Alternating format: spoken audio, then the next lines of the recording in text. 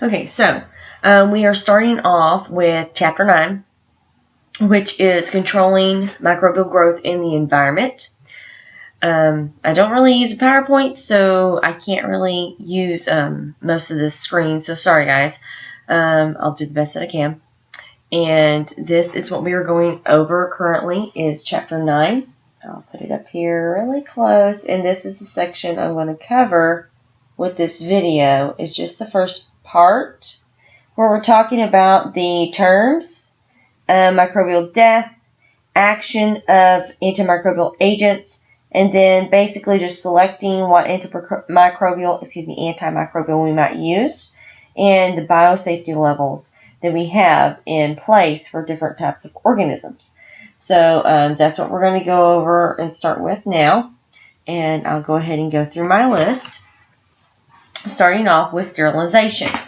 Sterilization is a term that we use that by definition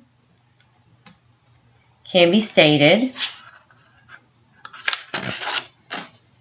to be referring to the removal or destruction of all microbes, including viruses and bacterial endospores, in or on an object.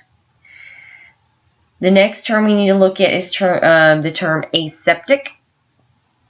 This term describes an environment or procedure that is free of contamination by pathogens. So if something is aseptic, we tend to refer to that as something, a technique that will promote sterilization.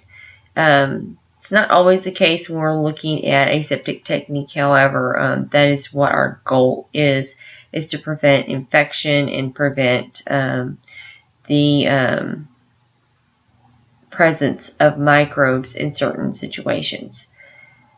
The next term is disinfection, which refers to the use of physical or chemical agents known as a disinfectant.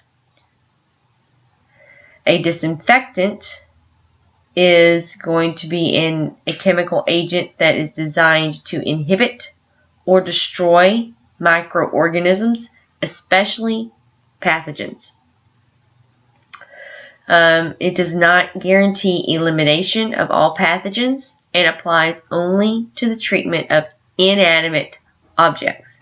So let's focus on the fact that disinfectants are designed for inanimate objects. Things such as a table, a desk, a chair, your phone, your shoe, and your computer, things of that nature. Now, the next term that we want to use is antisepsis. When a chemical is used on skin or other tissue, the process is known as antisepsis.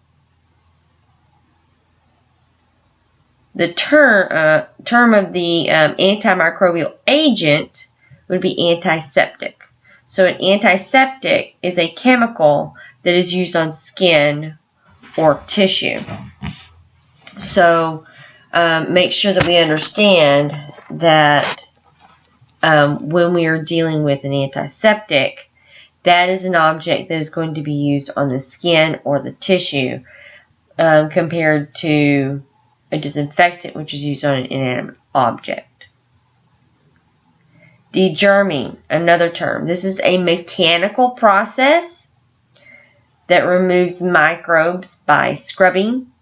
A prime example of degerming is the process of you scrubbing your hands back and forth and between the fingers, because if you've been in hospital situations and things of that nature, they teach you how to wash your hands in a clean and orderly fashion.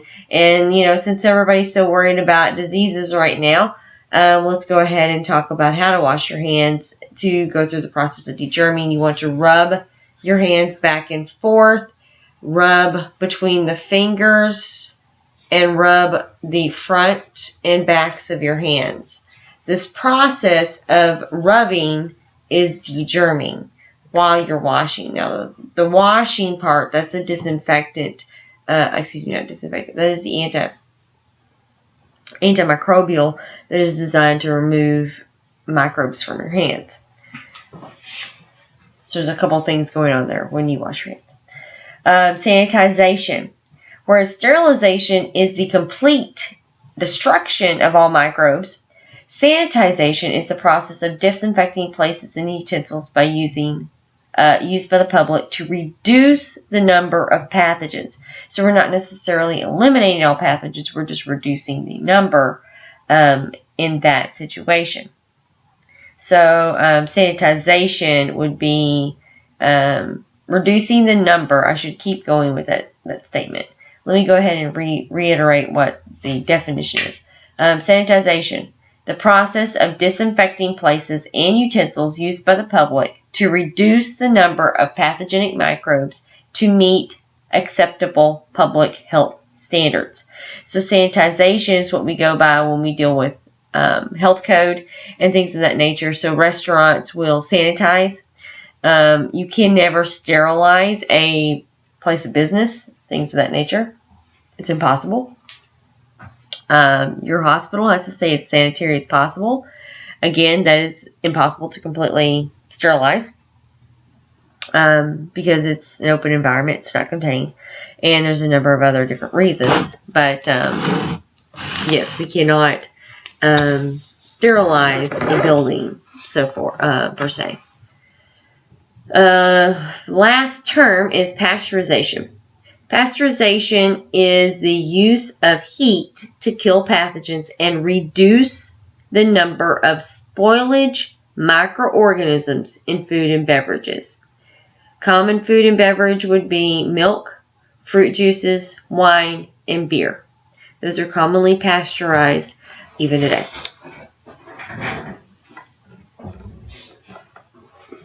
Now we also need to mention microbial death rates and things of that nature. What is a death rate or microbial death by definition? Microbial death is known as the permanent loss of reproductive ability under ideal environmental conditions. Microbial death rate, that is how efficient or the efficacy, that word can be used quite often.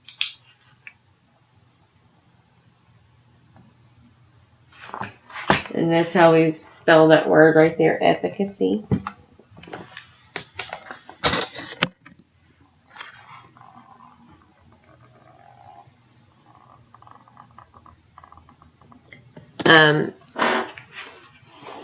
Just basically saying how efficient something may be, its efficacy of an antimicrobial agent.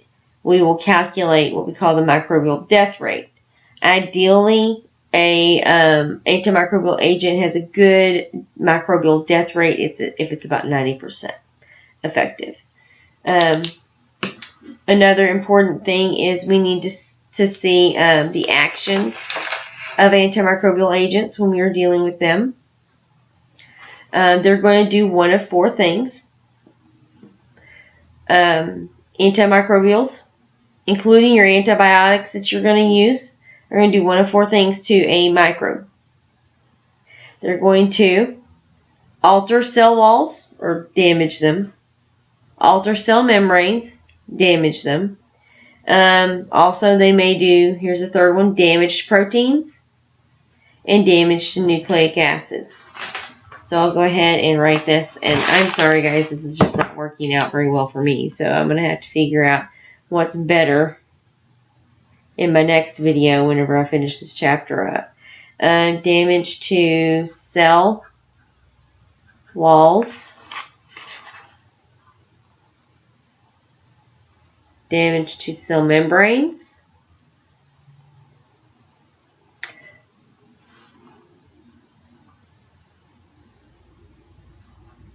damage to proteins, and then also damage to nucleic acids.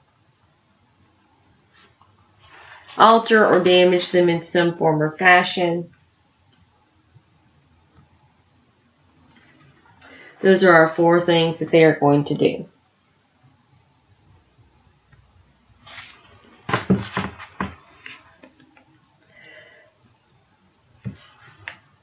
That's going to cover pretty much chapters 9 and 10 as far as what they're going to do to an organism, and that's going to depend upon the specific antimicrobial, as is specifically which one they may do, or the multitude of different things they may do. Also, selecting microbial control methods.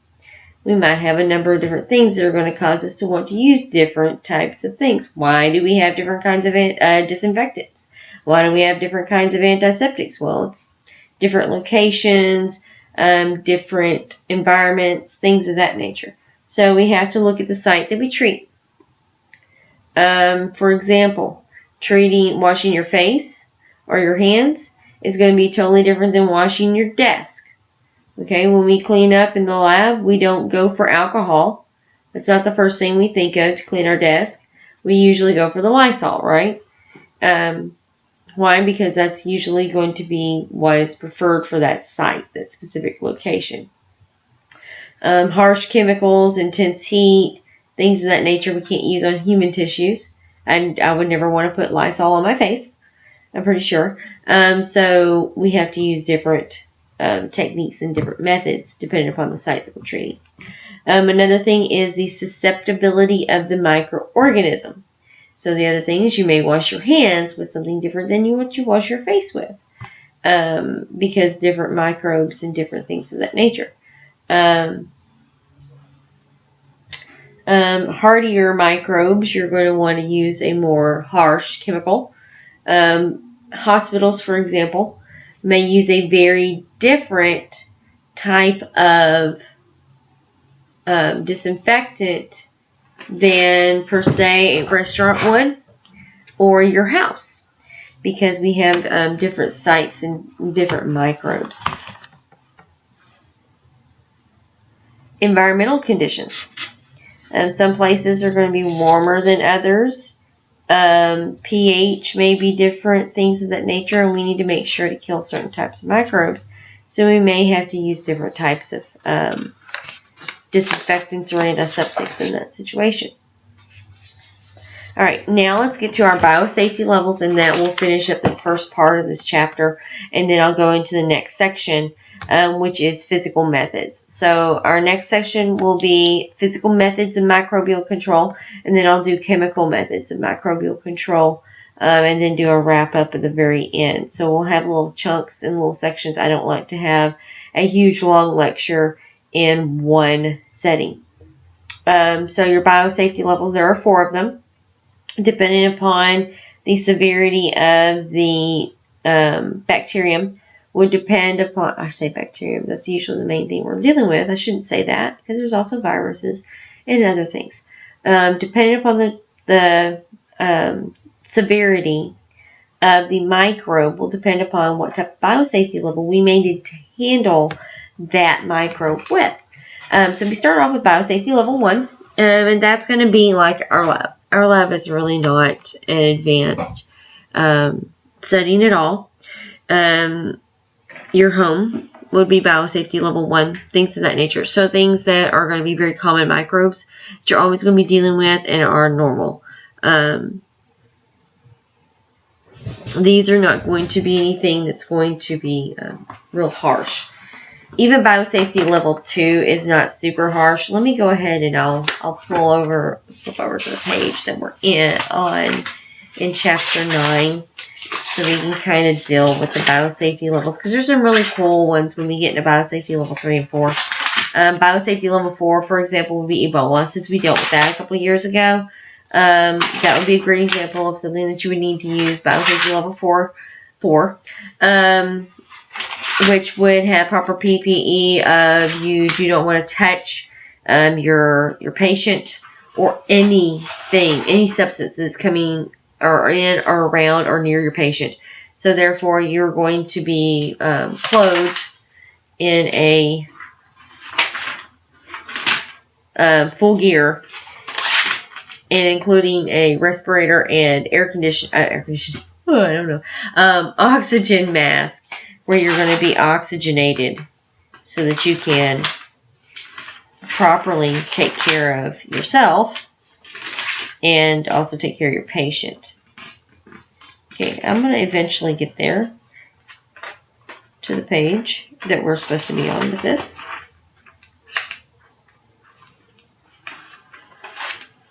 Okay, biosafety levels, page 268, and you'll see someone working at a biosafety level 4. You'll notice, I don't know why he doesn't have his full hood on, but he's got the suit where he is going to be oxygenated. They have the air going to his suit and so forth, so you can see the full protection. I guess he does have the top on. It's just hard to see the top. But let's go ahead and go back through biosafety level 1. Let's look at the microbes that are going to be typically with this. This is typical microbes you're going to come in contact with all the time. Biosafety level 1 is minimal. Washing your hands and disinfecting surfaces, that's a biosafety level 1. Biosafety level 2, very similar to biosafety level 1, but they're moderately hazardous agents. Examples of those would be hepatitis, influenza, MRSA, methicillin-resistant staph. There are some precautions that we're going to be a little more aware of, using aerosols to clean substances and also using safety cabinets. There's a number of safety cabinets we can use to help with reduction of microbes that work with UV light, and things of that nature.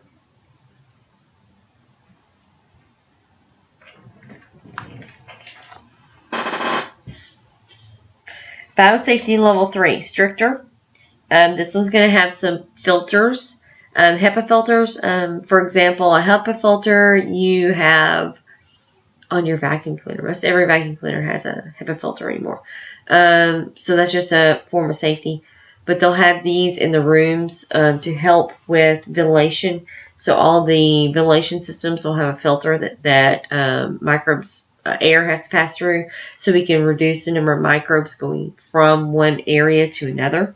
That'll just help with that. They have various other special design features.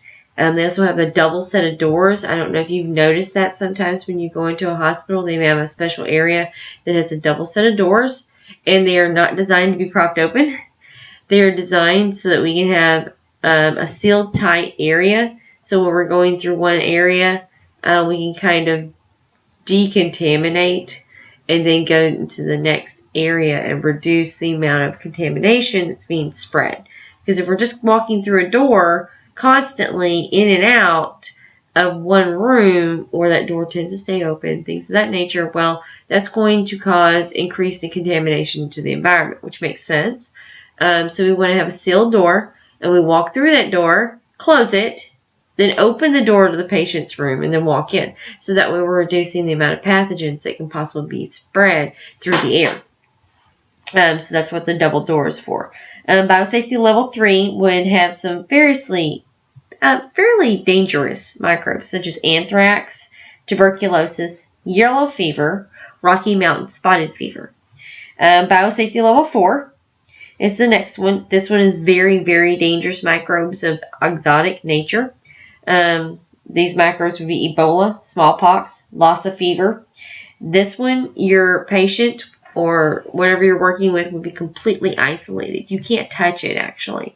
So it has to be completely sealed off. You have to come in with a complete and 100% sealed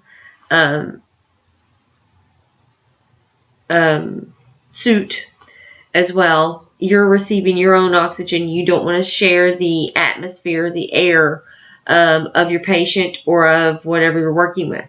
So also those rooms tend to use UV lights to reduce microbial growth, as well as they use their own ventilation system. So that room of a biosafety level 4, there might be one in a hospital. Not all hospitals will even have a biosafety level 4 room. That's why they were so concerned about Ebola, because we started learning, hey, we're not even equipped for this in all of our hospitals. Because this room has to have its own ventilation system. It has to be ventilated completely on its own system. The ductwork cannot be spreading air throughout the rest of the hospital. Because if it does, well, now we've run a risk of everyone in the hospital being able to contract this disease. And Ebola, smallpox, Lassa fever, these are diseases that are very deadly and very contagious and very dangerous. We do not want to mess with those. Those are of worldwide major concern. So therefore, not allowing the air to pass through the duct system into a whole entire building is vital. And we use that in our biosafety level 4. Okay, so this wraps up the first section that covers everything leading up to the physical methods of antimicrobials. So we'll start with physical methods in the next section and then go to chemical. I really don't care which ones you go through first, just as long as you make sure to watch all the videos of the chapter.